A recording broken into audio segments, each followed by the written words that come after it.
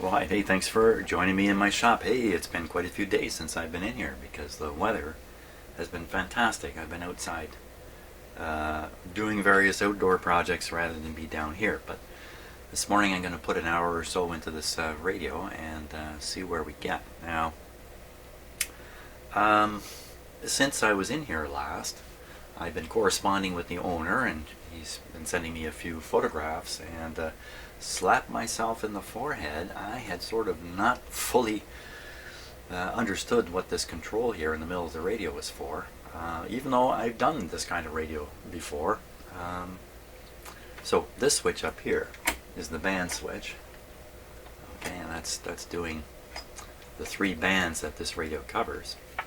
Now this complicated looking mechanism here, which is attached to this shaft, and this is also a there's 3 shafts in one here. There's a small one out here, an intermediate one, and then a big shaft here. These 2 out here are tuning shafts. It's a fine tuning and coarse tuning, and this one is switching the radio through a series of presets, AM stations that have been permanently tuned in part of the radio. It's in the back here, and you switch through them. Now here's the thing. When I tested the radio earlier, I didn't pay any attention to the position of this selector. It may be in the right position, but it may not. I think there's about 6 or 7 different positions here. I suspect one of the positions of this big shaft turns on the VFO, the variable frequency oscillator, and the regular tuning method you would use. The other settings, the other 5 or 6 settings, are all presets, and then the regular tuning would be shut off. So if this is not in the right place, that might explain why we weren't receiving anything with this radio. So we're going to fiddle around with that right off the bat and see if that's really the case as best we can before I get into troubleshooting why there's no output. This might be why there was no output. So now it has been a few days, so I just want to kind of look things over here. And let's try this little trick here, if I can do it.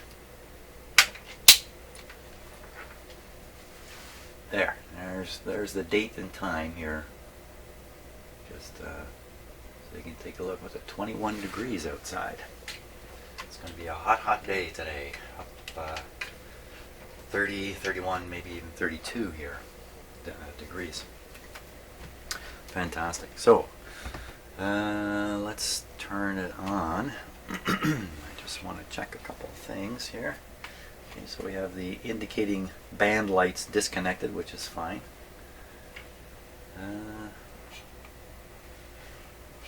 Yeah, I think we're good to go here. So once again, I haven't plugged it in. Pretty effective safety move, not plugging things in. Let's see here.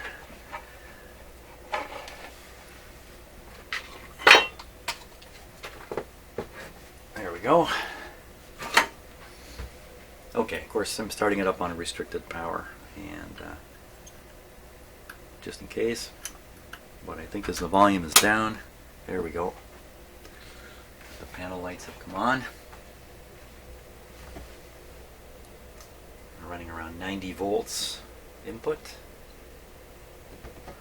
I still have some naked clip leads back here with 120 volts on them. They're not naked, but you could touch these clip leads, so I got to keep that in mind. I've got the radio up on my turntable now, but I don't want to be swinging it around for fear of shorting these wires out here.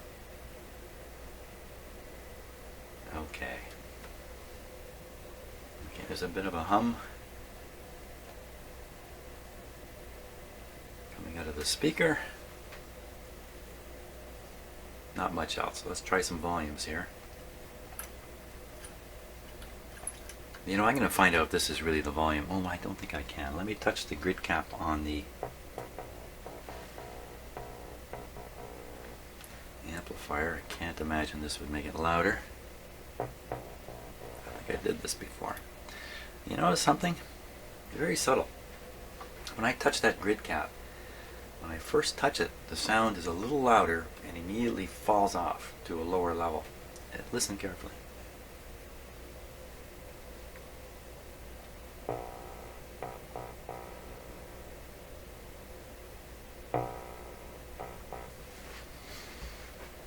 wonder if that suggests there's a bias problem going on, or putting my hand on it, maybe introducing a bias problem or something like that. Okay, so we're going to fiddle with this big selector here and see what we can figure out. It's going to be at one extreme. So let's see, if the big dial was on here, we would be at the rightmost selection on the dial, which to me would probably not be the proper place to put it for radio. Let's see what we get here. Still getting nothing. No difference. Okay. Let's go to the other extreme.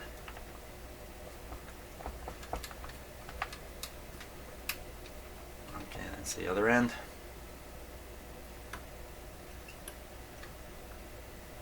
Grid caps on the IF. Nothing. And still on the amplifier. Still nothing coming through the radio whatsoever.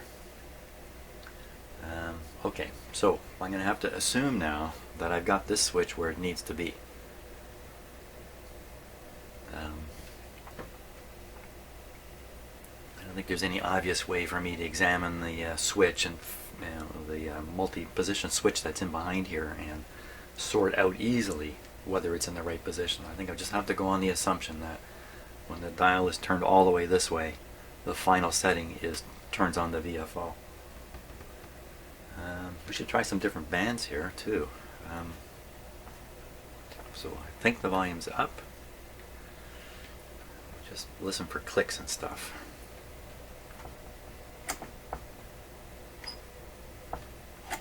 Nothing whatsoever coming out of the speaker. Nothing from touching the grid caps of the IF or RF tubes. So pretty clear this radio is very silent. Now, probably the next easiest thing to do is to check for B+ in the radio and see if in fact it's starved for high voltage. You can obviously tell there's high voltage getting to the output tubes. But other than that, we don't really know what's going on.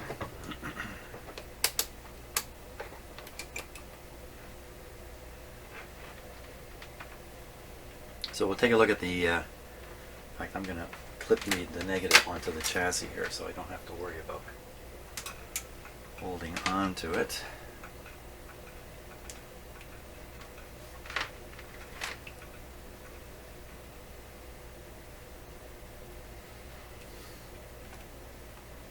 Nice and high where you can see it. Okay. Okay, first on the top of the capacitor here, 100 volts. And top of the other capacitor would be, I think it's exactly the same, isn't it? Yeah, 108 volts. And that's with a supply of 90 volts to the radio. So if we jack up the supply to 120 volts, this is going to go up. Well, it won't go up very much, will it? I wouldn't expect. That's a little low. Normally these sets are running 250, 350 volts on the B+. I don't think this one's getting anywhere near there. Now let's see if we can find this B+ here. Now I do have to, we're going to rotate the radio or rotate the camera. Let's try the camera out here.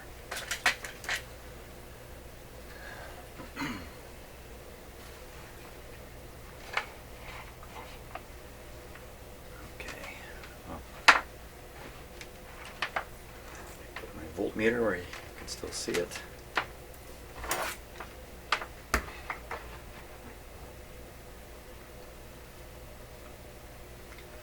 Okay, so we'll look at the output tube. This is the output tube here.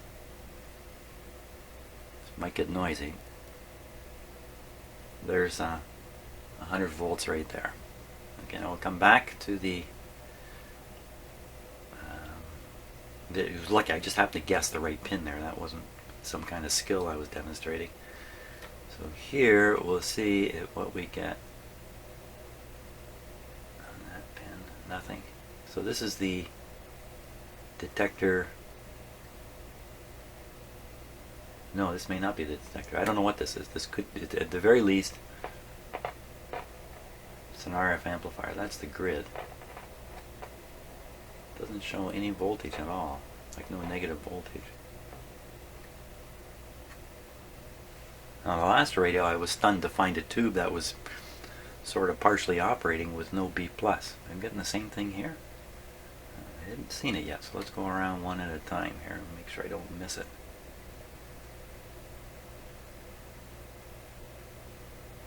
Another thing let's make sure of. I recently, after many months, put a battery in my watch. Now I'm wearing it. It's a big metal watch. Some of you have pointed out it's bad enough I'm wearing rings on my hand. I can't get these rings off. They've never come off my whole life, so I have to. That's a fairly small risk. A ring like that. Big metal watch, a little bit different.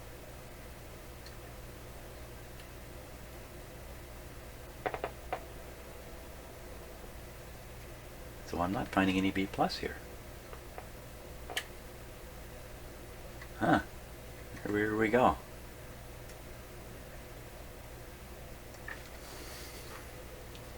Okay, I want to do this one more time very, very carefully because from time to time I get fooled by this stuff. So let's start right on pin number 1. Nothing. Pin number 2. Nothing. Pin number 3 is not connected. Pin number 4. I'll bet you that's a plate connection. Because the grid is on top of the tube. What am I talking about? So this is probably the plate. So in a sense, by touching the plate connection on this tube, I'm touching the grid connection on the output tube, and it makes a little bit of noise. I forgot the count. Don't know where I am anymore. And number 8. Nothing. So there's no B+ up there. Okay, so we're on to something. Where has the B+ gone? And we should check a couple more tubes. They're all up in here. It's a little bit on the tricky side to get at them.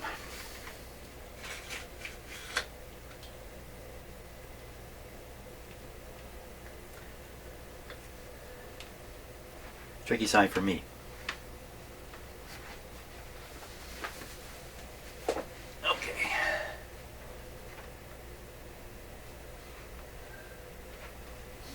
Just go the next tube back. Wow, this is a little tricky. Here we go.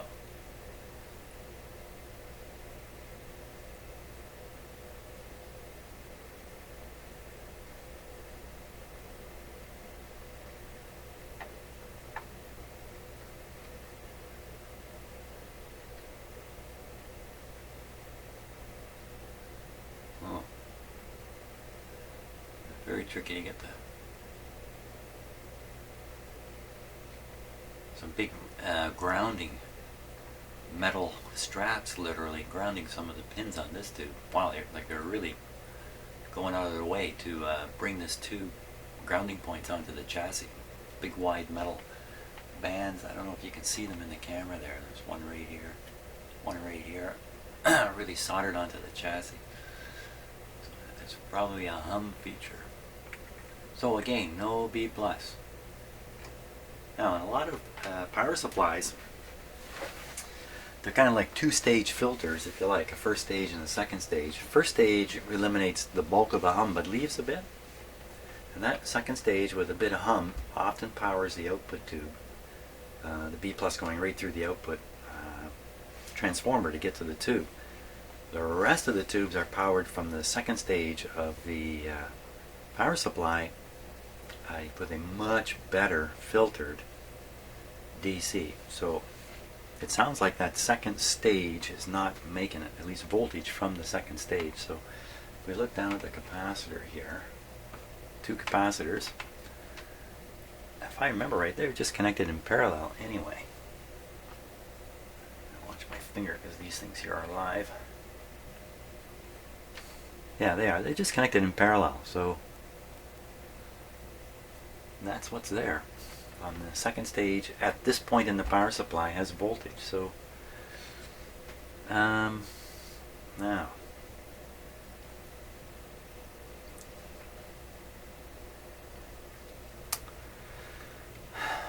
part of the B plus filter is the coil in the speaker. I'm wondering whether there could be an open field coil in that speaker. There's 4 wires coming back from the speaker here in this cable.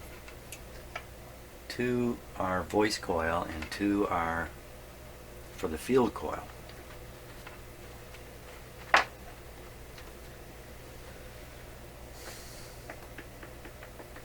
How can I do this? That would mean on the connector here I should find a point where the power is coming from the power supply being delivered through the filter. Wait a minute now, if these 2 capacitors are connected in parallel, then that doesn't quite make sense, because the idea is you have the first filter capacitor, then you have the choke coil, the field coil in the speaker, and then you have the other capacitor. The positive leads of the capacitors are connected on either side of the field coil. But on this one they appear to be connected together. This is another wiring error of some sort. Can't see how that would block, that wouldn't distribute the capacitive filtering in the power supply properly. It'd have it all lumped on one side of that filter. That it wouldn't stop the B plus from making it through the radio. It would leave it with a bit of a hum in it, I suppose. Okay, so there's a possibility we've got a problem down here with the way this is wired. And of course, how could that happen? Well, when the 2 filter capacitors were changed out, the person doing it may have made an innocent error when he wired it back in. Well, he may have made a guilty error too, but proving that out, wow. I really need to fish up a schematic. I haven't really looked for a schematic yet for this radio. I'm pretty sure I can find one, no problem. I just haven't done it yet. Okay, so but that's not going to stop B plus from making it through the rest of the radio. So coming away from this connector are a couple wires. One of them is going to be carrying the B plus away. And it's probably got to be this red one here. This red one, okay, it's going right up. Here's the output tube right here.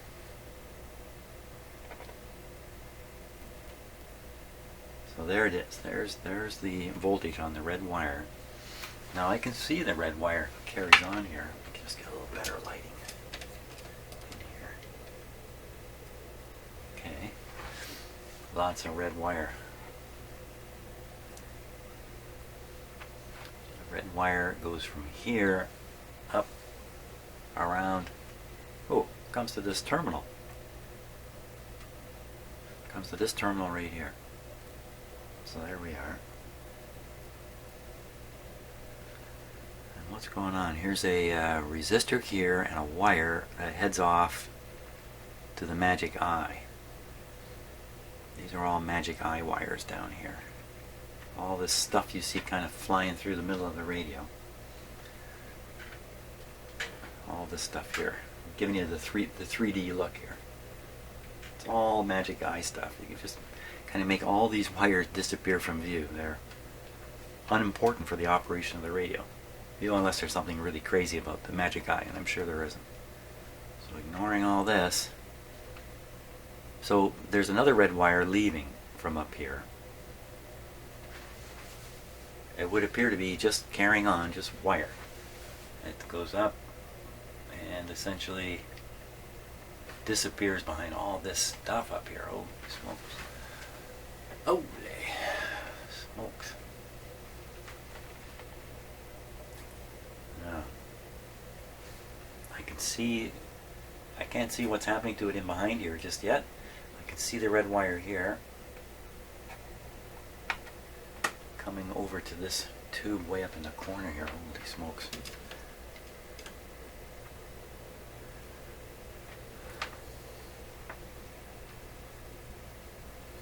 I did talk earlier about these 2 carbon button batteries here that are probably not doing any battery action, but could they block the signal from getting, I believe these are right on the grids of these tubes, could they block the signal from the grid if they're dried up? You know, I guess that's possible. These things could be really high resistance points. Just shorting them out would be a good thing, I think would be a good thing to do. I mean, I haven't looked at the schematic, so I wouldn't want to do that without looking at the schematic first, but certainly on a test basis. Now, the red wire. Oh my gosh. Let me get the close-up camera. Where is the close-up camera? Here it is. See what we can see with that. It'll save me from craning my neck. So, okay, so there's the red wire in the back there.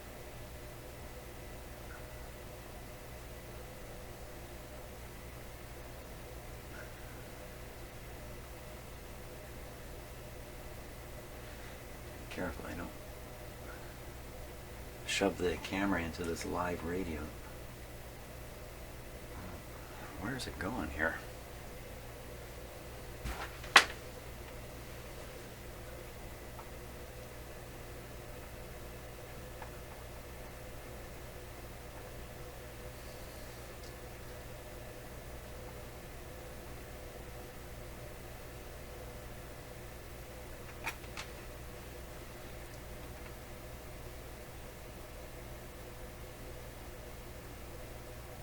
Oh, look at that. Okay, I see where it's going. It's going out a hole. It's going out a hole and heading up into this. Wow, okay, so that opens up another possibility. Of course, is an open coil in one of these IFs. Don't want to see that, so I very much want to see the voltage coming out of this IF reaching this tube here. So there should be another wire coming back out of the hole. Just pretty uncomfortable here with.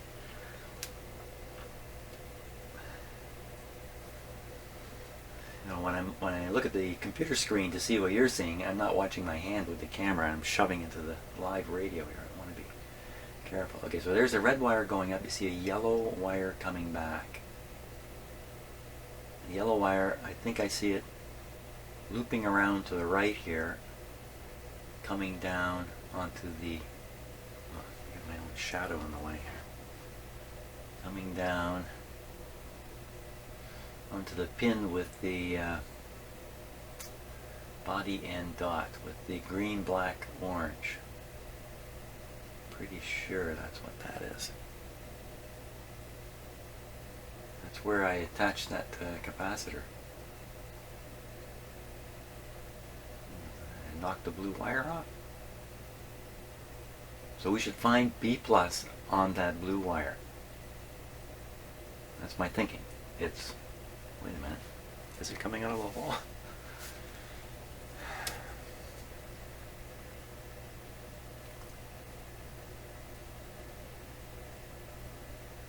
Oh, it's not coming out of the hole.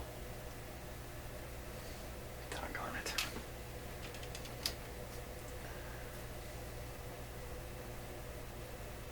Yellow wire, what am I talking about? Blue. Yeah, yellow wire goes to, wow, I ever make a mistake there. So yellow wire goes to a different pin. That's the pin.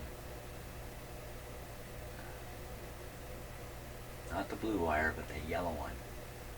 In behind the dust. What pin is that? It's pin number 1, 2, 3. Pin number 3 on this tube. Whatever the tube is. Okay, let's get in there with the voltmeter. There's no doubt about that.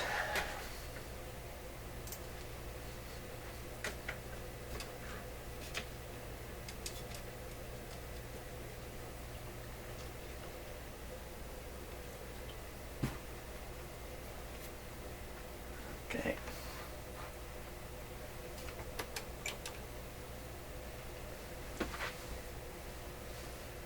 Yellow wire. Here we go. There it is. That's good. So that proves the IF coil is conducting. It puts B plus onto this tube here. Whoop, can't see where I'm pointing. This tube. But we still have this tube with nothing that I found, and this tube with nothing I found.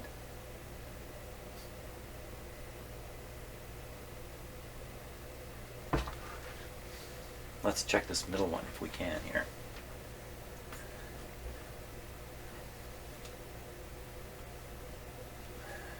Okay.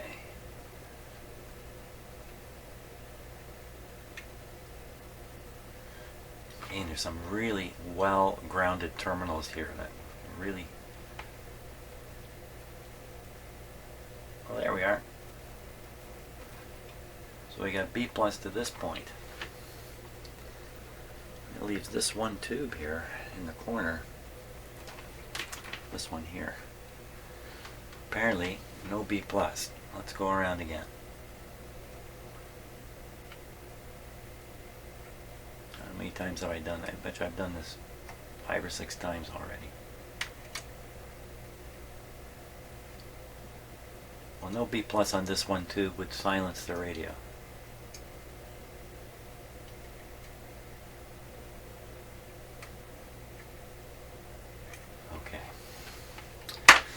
That's our target.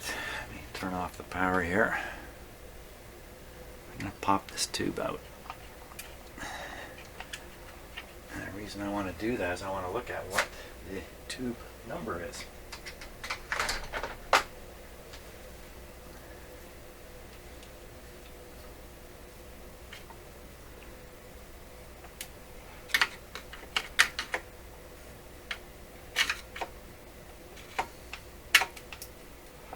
Possible it's a defective tube too, but the lack of B plus is the first thing to...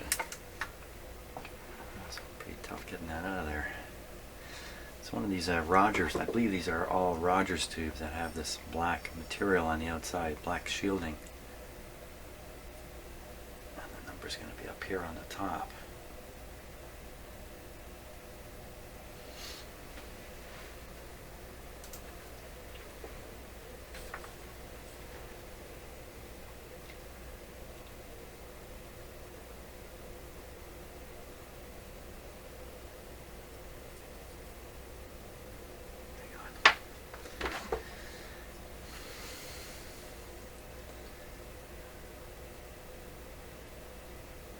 See, 86M 6 something 5M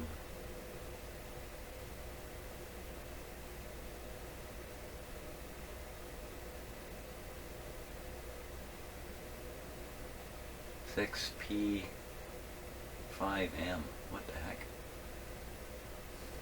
Okay, I'm going to take a little risk and try to clean this just a little bit here. Just with a dry cloth. No, just to get any dust off it.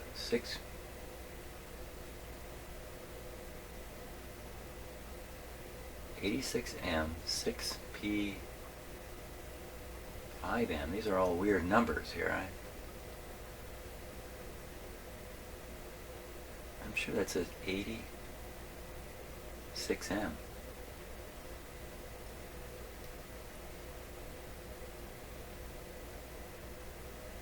86M.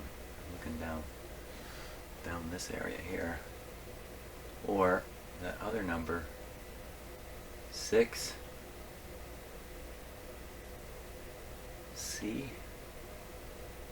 5M. There's something right in the middle here I'm missing. Okay, I'm going to put a little bit of liquid on it there. Let's look at it now. 86M. 6P5M. 6P. I never heard of this. Is there a number on it somewhere else? Am I missing the number? Maybe. Sometimes they're right down here. Patented in Canada, 1922 to 1940. Licensed by Thermiotics Limited. Thermiotics Limited. What's that say? Somebody's put a piece of tape on it. That looks like a check mark. Is that what that looks like? That's a happy face. I don't know what that is. Not helping. Let's get it off. I don't really like seeing tape and stuff like that on tubes. Tubes get hot, and tape does what the tape has done. Okay, well, I'm going to have to look this up in my book and see if such a thing exists as 6P5M. 6P5M. 6P5M, really?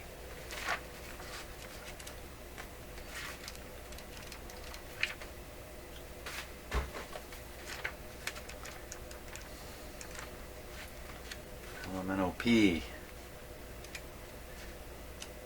Sorry I'm making you watch me flip my book here. I just don't think there is such a thing. R LMNOPQ. LMNOPQ. Oh! 6P5. I can't believe it. 6P5.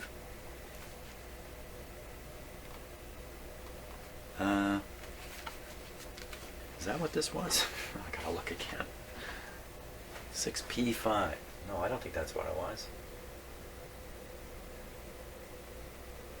Yeah, 6P5. It is 6P5M. So there it is. It's actually in the book here. I'm stunned. Medium mu triode, glass octotype used as a detector, amplifier, or oscillator. Well, it's right in the spot for that. It's the tube before the audio section. So this is the detector. Look, it's nothing more than a triode. It's a really, really simple tube. The plate is 3, pin 3.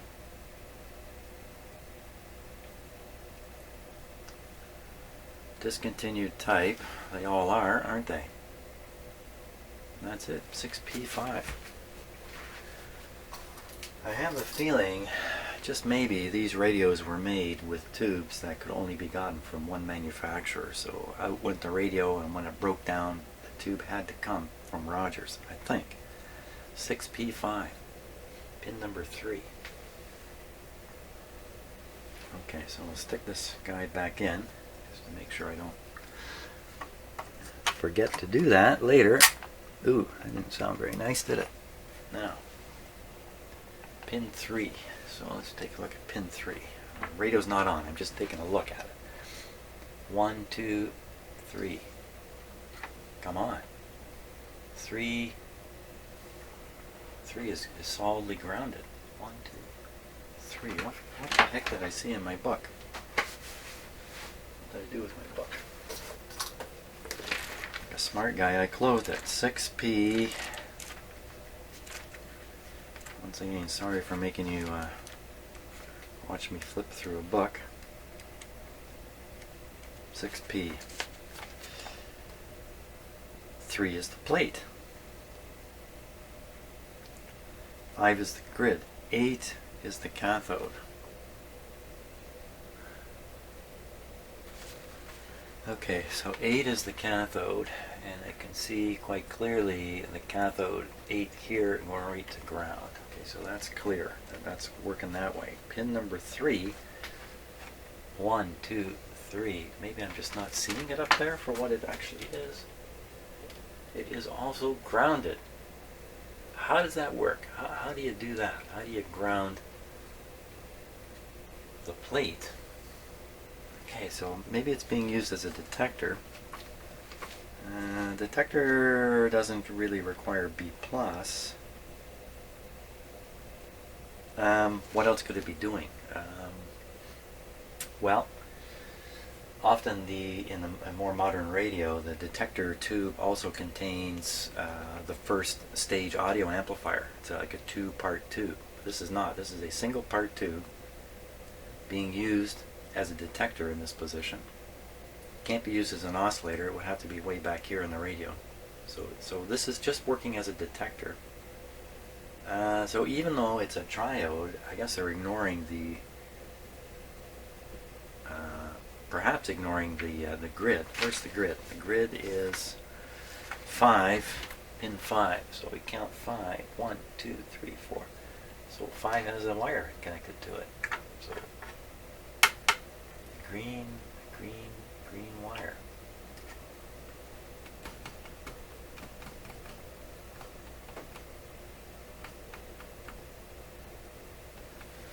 going on here? Have I forgotten how to count pins? I'm counting them all backwards? No, it can't be. Okay, so pin 1 should not be connected to anything. Pin 1, okay, so it's showing grounded, so that's as good as being not connected to anything. Pin 6 should be connected to nothing. Pin 6 would be 876. Well, it's got all kinds of stuff connected to it. It's probably just being used as a terminal. I can see there's actually no tube pin. No tube pin. And then you got 5 and then 4 also. No connection. Yep, pin 4 doesn't even show. So 4, the pin is missing. So this is definitely 4. So that's 3. 3 is definitely ground. Oh, okay, so what they may be doing with this tube, the tricky guys they are, tricky designers, is they've forsaken the plate and they're using the grid as the plate. They're using the grid as the plate. So now, would you put B plus on the grid? I didn't find any B plus anywhere. No, I don't think you need to do that. Okay, so if they're doing that, if they're using the grid, then somewhere, where to go? Somewhere. Well, I'm showing you a big. I'm not showing you much, am I? Sometimes I don't realize what things look like on camera. I'm too busy looking at the real thing. So, okay, I won't bother flashing that at you some more. So that's what must be going on here. Without looking at a schematic, they must be using the grid as if it's a plate. And then they would take, I think, they would take a signal from the grid acting as a plate and pass it on to the first stage amplifier. So that, if that's the case, then we would expect to find off the grid where this green wire is some kind of connection to the grid of this next tube. I would say, but green wire is disappearing up into one of the IF cans. So that's going to be the secondary of the final IF stage, presenting the 455 IF output signal to the detector tube using the grid as a plate. Now the signal's got to get from there on into the next tube. You know, I can't really. Well, if you just look at the connections between this tube, the detector, and the first AF amplifier, we see this wire. That's a heater. That's a heater thing, and we see there's another one up here. Seems to be coming all the way around to this pin. Okay, so let's figure out what tube this is and what pin is the grid. Unplug this from the power. Okay, so what tube is this one?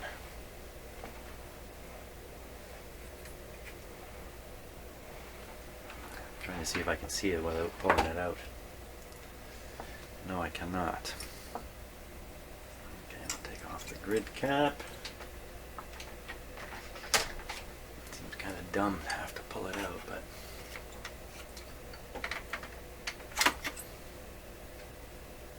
(6F5). Okay, so once again, so I don't have to shut off the camera. 6F5, 6F,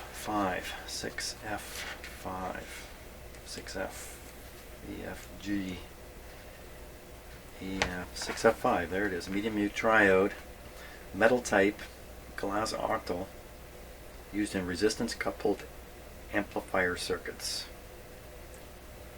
The grid is. The grid is the grid cap, of course. What a dork. Okay, that was easier than it needed to be. Follow that strange statement. So here the grid is a shielded wire popping down through the chassis.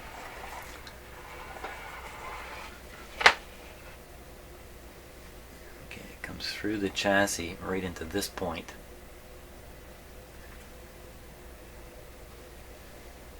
And then another shielded wire comes up. Oh my gosh. Gets up in here. And so I'm wondering now if this battery here is actually biasing the grid of this tube. It sure looks that way because the terminals are coming right up. So how does the signal from the detector get up into here to get over to there? It would have to connect onto here. This yellow wire. Oh, look at this yellow wire. Huh. Okay, so this yellow wire, which is disappearing into this cable here. This cable, big black cable, very hard to see, that's in there. Disappears out of the front of the radio here. On up to the volume control, of course. So they'll know, no doubt now, this is the volume control. Well, I better not say no doubt. It's always a little bit of doubt. So, okay, so what I got is the output of the detector.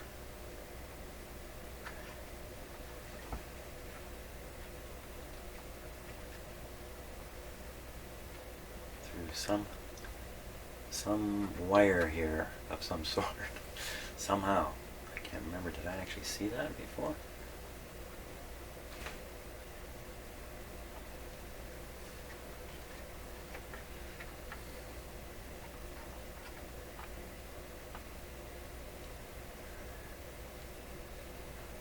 Well, we know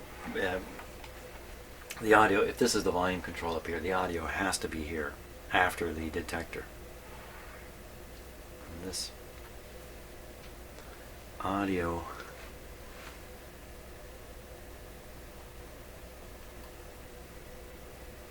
it's actually three wires in this cable. It's very hard to see. The third wire is a bare solid conductor. It's very hard to see. So we have a bare conductor on one pin and two lead wires. That's exactly what you would expect. The whole signal is applied across the volume control here, and then the wiper selects how much of the signal to pass on. So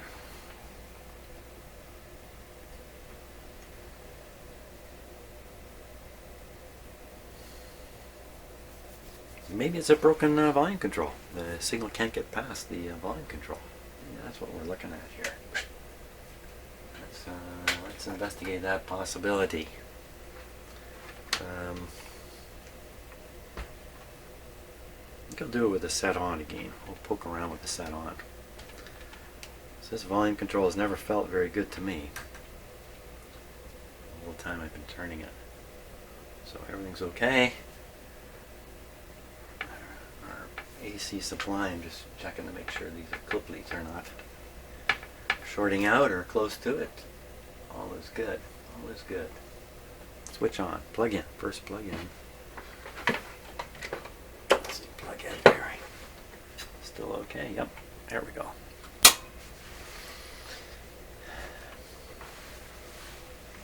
So no B plus on the tube where I found no B plus because there should be no B plus on the detector tube. We can probably run with that assumption.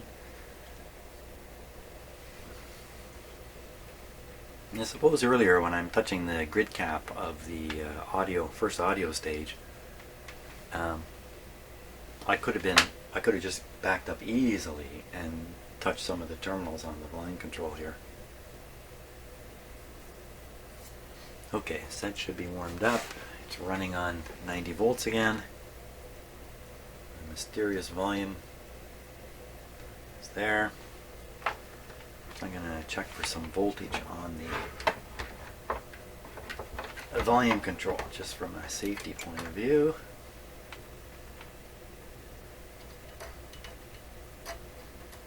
Let me double check my meter is working here. Try and pick off B plus here. There we are, 100 volts. So meter's working.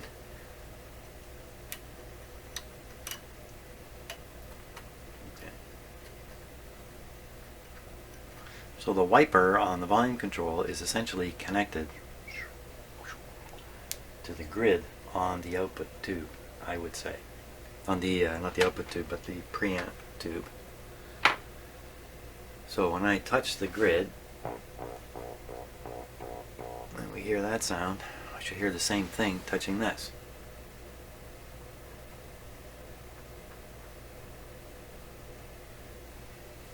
Shouldn't I? No, I don't want to be moving this around here. I can see the potential for an accident. Hey Logan, you're the man. The reason I said that is because Logan, a young viewer, was concerned that my turntable here is a bit of a danger in itself from swinging things around. And you can certainly see how this is not a very good arrangement here for that. Okay, enough of that. Now, I figured out which was the grid on the tube. The grid coming through a hole to there. So that's the grid. Grid of the preamp tube. What kind of voltage do we see on it? So no voltage. Now if the signal's passing through this little battery up here, maybe I gotta touch the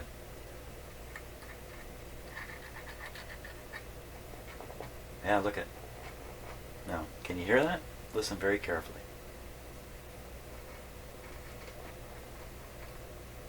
Unfortunately, there's the mechanical scraping of my contact, and then there's the sound coming out of the speaker. It's very faint coming out of the speaker. I'm gonna stick my finger on there. There we are. So that's one side of the battery. Here's the other side. Nothing. So, okay, so the dry battery is a huge resistor. On some radios, I've seen a modification done where somebody just basically removes the battery and puts a resistor in place of it. Perhaps that's where we're going here, but for now, that battery's a problem. I have two options. One is I can wet it, and it'll build a small voltage and maybe start being conductive. Or I can short them out. Let's try wetting them up. I mean, they'll work for a little while anyway. Okay, so I got to turn off the radio. Radio's off. I gotta pop those out of there.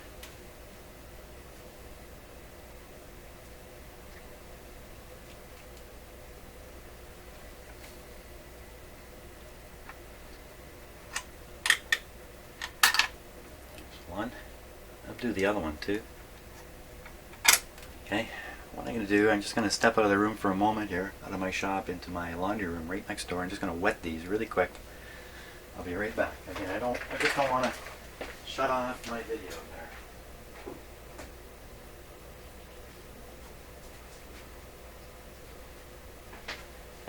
There we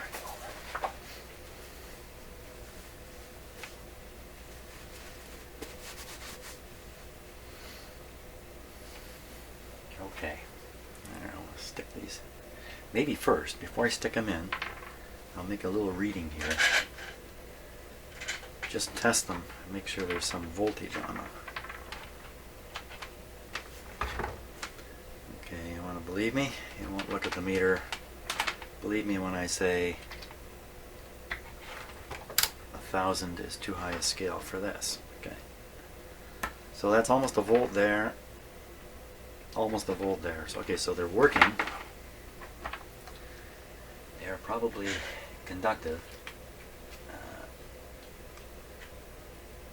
That's the main thing. The main problem with them is not the lack of the bias voltage. The main problem is they're non-conductive. They're big whopping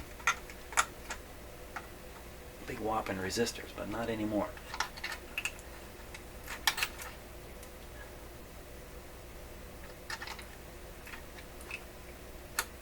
There we go. Okay, could it be that simple? Now, the radio's plugged in, cord is safe. Connect my meter up in case I need it. Volume is down.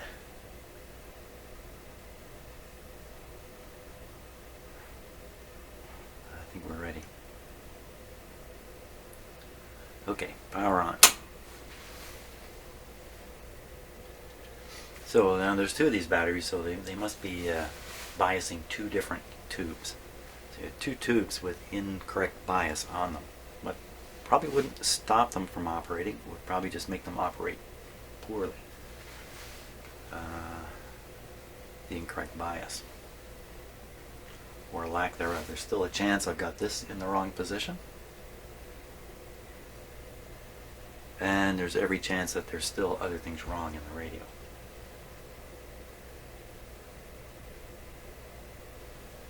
Well, let's turn it up. We're at 90 volts again.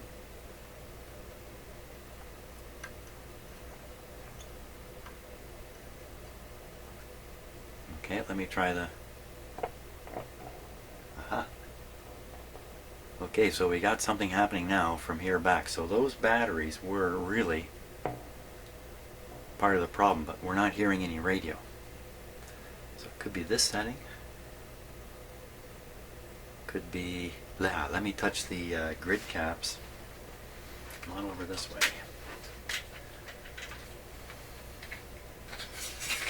Make it a little taller. Let's see if we hear this. Nothing. Nothing. So again, either we got a defective tube in the RF IF tubes here, or this is in the wrong position. Let's try changing bands. If the radio is operating, there should be some clicking and popping as we do that. Silent. Okay, so what are the chances that this is actually a tone control? It's very, very low. Very low. There's almost certainly this one's the tone control here.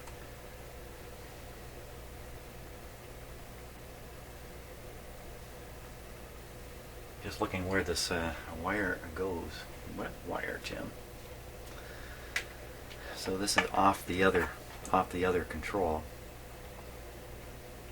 It's only two wires. This has to be the tone control. This has to be the volume control. Volume's up full. Nothing coming out. But this is still behaving. Still has that characteristic too that when I first touch it, there's a loud, it's not loud, but there's a louder output for a moment.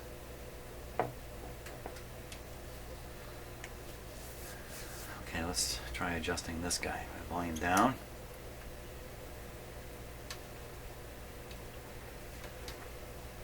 Volume up. Hear any sound? Not a sound. Volume down, we'll go all the way to the end here. Okay, so that's the end of the run. I'm figuring one end or the other, it's going to switch on the VFO. Nothing. I might as well leave it up. There's nothing coming out of it anyway. Leave it up.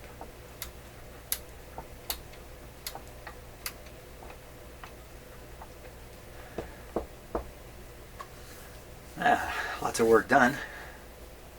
Still nothing happening. So I'm pretty sure we've located some of the trouble up in these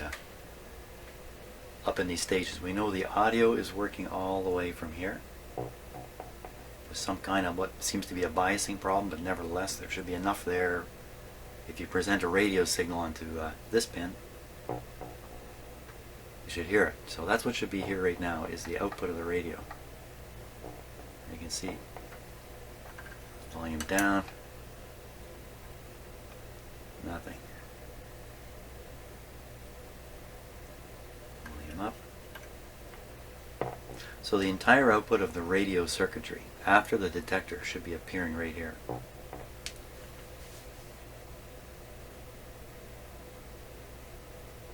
tube testing time. I think really I got to eliminate two problems with really this detector tube and the IF tube here.